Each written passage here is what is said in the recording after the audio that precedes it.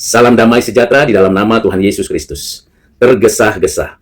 Suatu kondisi atau situasi yang kita sedang jalani atau kita sedang hadapi karena batas waktu pengumpulan tugas atau batas waktu penyelesaian tanggung jawab kita segera tiba.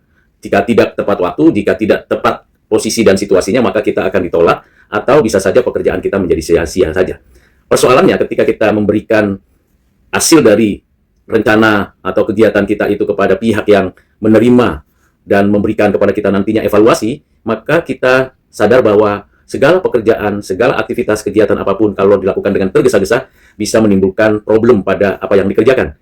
Kualitasnya, keteraturannya, bahkan keindahannya. Semuanya bisa jadi amburadul, semeraut, dan tidak tepat sasaran. Bagaimana kita bisa hidup tidak tergesa-gesa, tidak terburu-buru mengerjakan ini dan itu, maka kita senantiasa berdoa, memohon belas kasihan Tuhan, diberikan hikmat, dan bersamaan dengan itu kita membuat perencanaan. Dalam membuat perencanaan tentu minta hikmat dari Tuhan, kita membaca konteks dari apa yang kita kerjakan, kita mempelajari situasi kondisi di sekitar, dan kita menyadari kapasitas kita. Kalau kita tidak kompeten di dalam mengerjakan yang dikaruniakan untuk kita lakukan, maka kita perlu, satu, menyatakan tidak bisa lakukan itu. Kedua, bisa melakukannya dengan waktu yang tidak boleh terlalu dekat. Sehingga pekerjaan yang dikaruniakan Tuhan untuk kita lakukan itu tidak tergesa-gesa. Karena kalau sudah tergesa-gesa, fokus kita, konsentrasi kita, dan cara hidup kita juga tidak baik. Karena itu, saudara, mari kita buat perencanaan untuk setiap hal yang kita mau kerjakan. Entah itu sangat sederhana, sedikit rumit, atau betul-betul rinci dan kompleks. Setiap perencanaan yang baik sesungguhnya menjadi awal dari keberhasilan di masa depan. Bagaimana kita punya perencanaan yang baik itu, maka kita susun sedemikian ketat, hari lepas hari, beberapa saat kemudian kita mulai mengeksekusi perencanaan. Kita perlu melakukan tindakan assessment, yaitu satu tindakan untuk melatih diri, mencoba untuk memahami perencanaan itu, mensimulasi perencanaan itu, sehingga apa yang kita akan kerjakan berhasil dan tidak tergesa-gesa.